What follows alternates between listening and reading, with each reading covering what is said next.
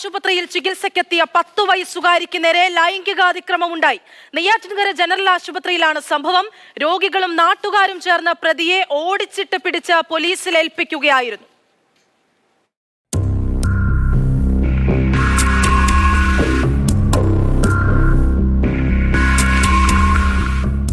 General ആശുപത്രിയിൽ കണ്ണിന്റെ ചികിത്സയ്ക്കു വേണ്ടി എത്തിയതായിരുന്നു പെൺകുട്ടി.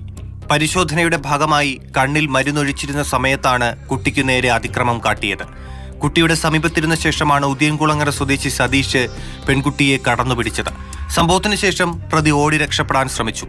അമ്മയും കുഞ്ഞിന്റെ അടുത്ത് തന്നെ ഏകദേശം ഒരു 50 വയസ്സോളം പ്രായമുള്ള ഒരാള് നിൽക്കുകയും ആ കുഞ്ഞിനെ എന്തോ ഉപദ്രവിക്കെന്തോ ചെയ്യുകയുണ്ടായി.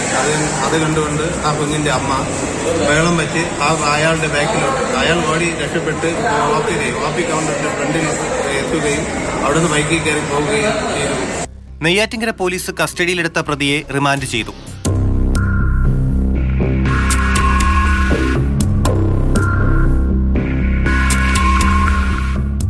മാതൃഭൂമി ന്യൂസ്, തിരുവനന്തപുരം.